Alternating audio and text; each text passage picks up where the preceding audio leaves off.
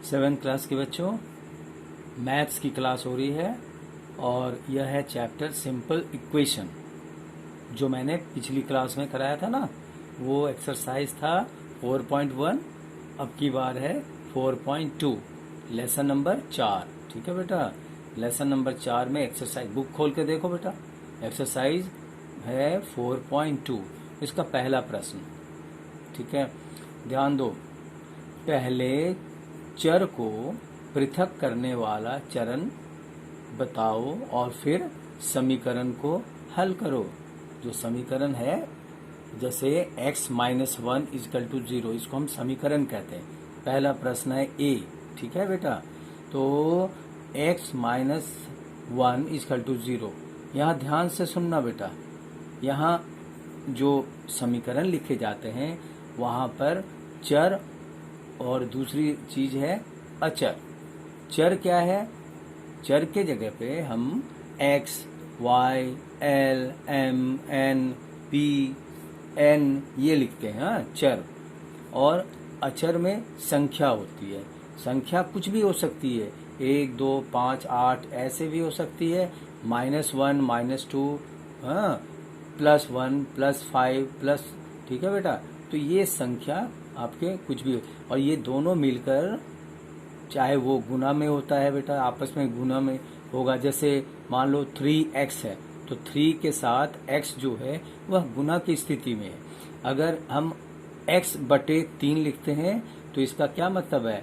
x बटे 3 का मतलब हम उसे डिवाइड कर रहे हैं। ओके बेटा, तो जब बटे में है तो उसको डिवीजन कहते हैं, डिवाइड यानी भाग लगाना।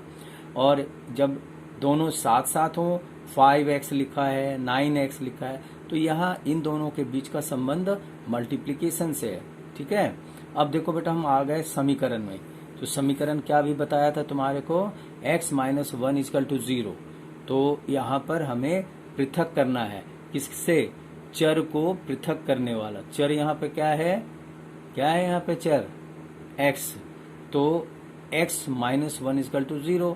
तो यहाँ ध्यान दो, गौर करो। यहाँ पे मैं जहाँ कलम दिखा रहा हूँ, पेन, यहाँ देखो, x माइनस है ही, इस तो क्वेश्चन में ही है इस तरफ, और +1 मैंने कर दिया।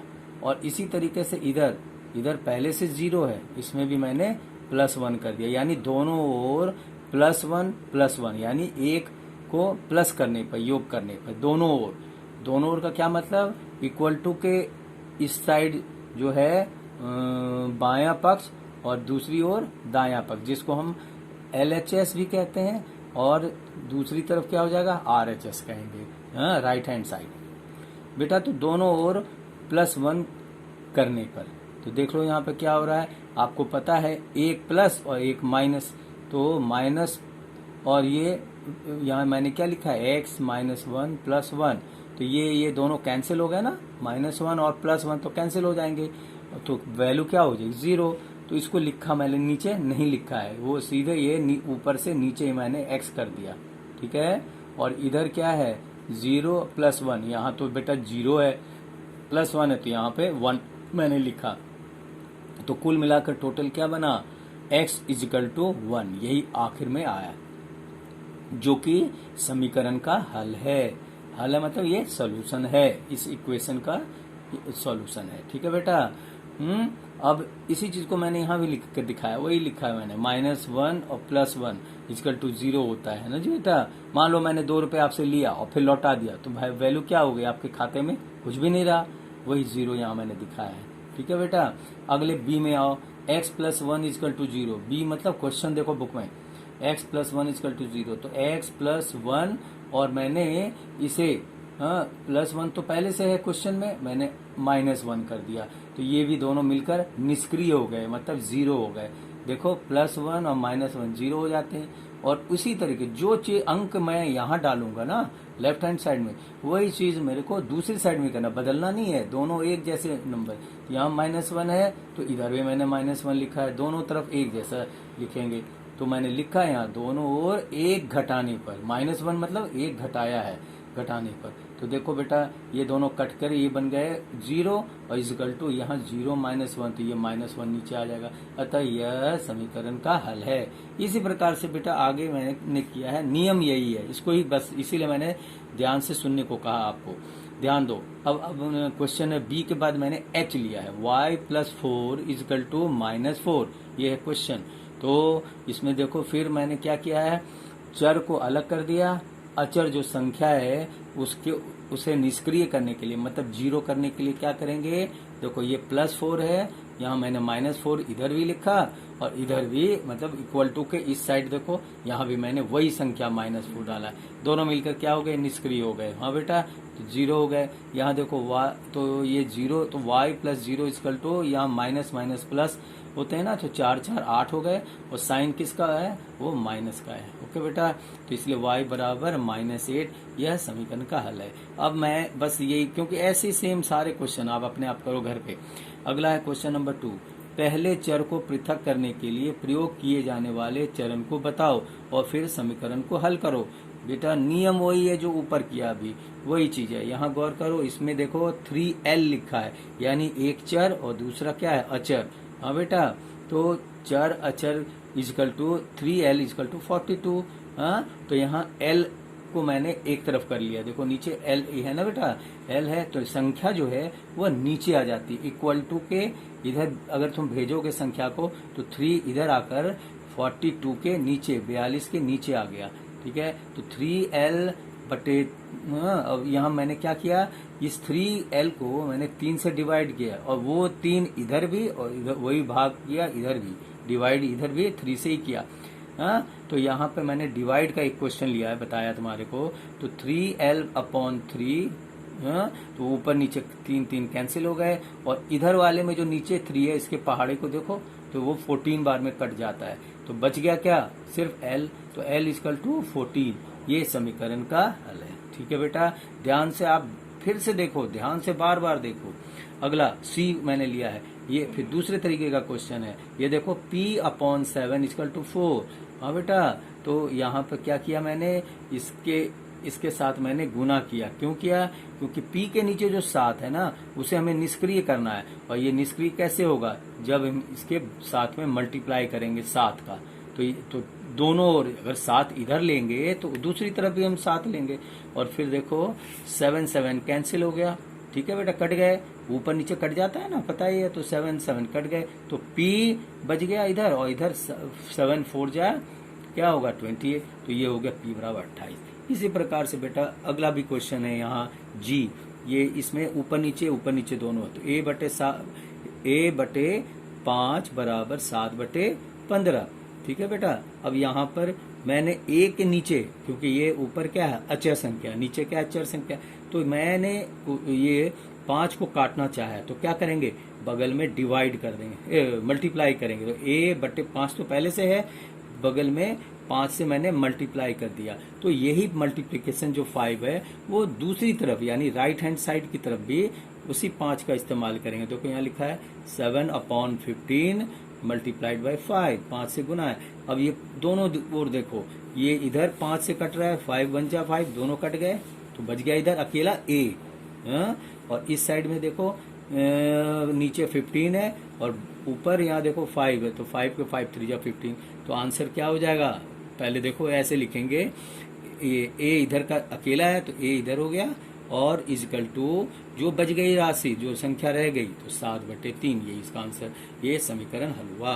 अब बेटा हम अगले क्वेश्चन पे आ रहे हैं, क्वेश्चन नंबर 3 पे। हाँ, हर एक क्वेश्चन पे बेटा कई हैं, मतलब 8 हैं, ABCD से लेकर HJK तक है, तो मैंने 2-3 करा है आपको, बाकी आप करो वैसे ही, उसी का मैंने एक एक नमूना आपको समझाया है, और ऐसे करना है। यहाँ देखो बेटा क्वेश्चन नंबर 3 में, इनमें भी बहुत सारे क्वेश्चन है, तो उनमें से मैंने जो मुख्य मेन मैंने करके दिखाया। 3n-2 इक्वल टू 46, तो बेटा यहाँ देखो 3n-2 है, तो माइनस की जगह पे मैंने क्या कर दिया, यहाँ पे दोनों तरफ ये -2 को निष्क्रिय करने के लिए, मतलब 0 लाने के लिए, इसके बगल में मैंने क्या करा, +2 कर दिया। देखो तो क्या हो जाएगा, माइनस प्लस माइनस, तो 3n बच जाएगा ना, वो भी कर सकते हो जो मैंने यहाँ इधर दिखाया बेटा। इधर नजर घुमाओ, इधर देखो 3n-2 और +2 तो इक्वल टू 46 तो है ही, और इसमें भी इस साइड की तरफ भी मैंने +2 लिखा है, राइट हैंड साइड भी। तो 46 और 2 कितना हुआ 48, ये यहाँ करा, और इधर तो -2 +2 कट के 0 हो गए, तो -0 हो गया बेटा। तो 3n equal to 48। So n बराबर क्या होगा, n के साथ मल्टीप्लीकेशन है ना, 3 इंटू n है, तो n इक्वल टू 48/3 कट गए 16 बार में, तो n इक्वल टू 16। ऐसे आंसर होगा इसके। इसको बेटा डिवाइड भी कर देंगे तो भी चलेगा, क्योंकि ये दूसरी विधि, ये मैंने यहाँ प्लस किया ना, +2, और इधर भी दोनों तरफ +2 किया। अब दूसरे वाले में मैंने डिवाइड करके बच्चों को दिखाने का दूसरा तरीका भी है कि ऐसे भी आप कर सकते हो। 3n को 3n-2 इक्वल टू 46 मैंने 3 से नीचे से डिवाइड कर दिया, क्योंकि हमें क्या करना है, चर को काटना है। तो नीचे 3 लिखा, 3 और ऊपर भी 3 है, दोनों कट गया। डिवाइड ये ऐसे लिखने का मतलब क्या होता है, डिवीजन करना, डिवाइड करना। ओके बेटा, इक्वल टू यहाँ क्या है देखो, गौर करो, ये -2 है ना, तो इक्वल टू को उधर जाकर क्या हो जाएगा, उधर जाकर +2 हो जाता है। तो ये देखो, ये -2 इधर आकर +2 हो गया, और इसमें 46 ऐड किया, तो यही सेम चीज आ गया। 48 ऊपर नीचे 3, ऊपर नीचे काटे 16 आया, 3 ऊपर नीचे कैंसिल हो गया, तो आंसर आपका सेम आया, वही n equal to 16, n equal to 16। उसमें भी जब आपने किया था तो n इक्वल टू 16 ही था। तो मान लो पेपर में आप मल्टीप्लाई कर दो, या जैसे यहाँ पे मैंने एडिशन किया, जोड़ा है, और यहाँ पे डिवाइड किया है, तो आप जैसे करोगे आंसर आपका वही निकलेगा। ओके बेटा, अगले क्वेश्चन में भी सेम है उसी तरीके से। 3p/10 अपॉन मतलब बटे, तो 3p/10 इक्वल टू 6। ठीक है, मैंने दोनों तरफ लेफ्ट हैंड साइड और राइट हैंड साइड में दोनों ओर 10 से मल्टीप्लाई किया। क्यों, क्योंकि हमें 10 काटना है। देखो 3p/10 है, तो इसी नीचे के 10 को काटने के लिए बगल में मैंने क्या किया, गुना कर दिया 10 से, और यही सेम संख्या 10 को मैंने उधर भी 6 के साथ गुना किया 10। हाँ, नंबर वही रखेंगे, जो संख्या यहाँ लेंगे वही संख्या ये रखेंगे, लेकिन गौर करना, जो यहाँ संख्या है वो कटनी चाहिए, तो कट गए। हाँ, तो कटने पर इधर 10 कट गए, और ये आया 6 10 जा 60, तो बच गया क्या, देखो 3p इक्वल टू 60।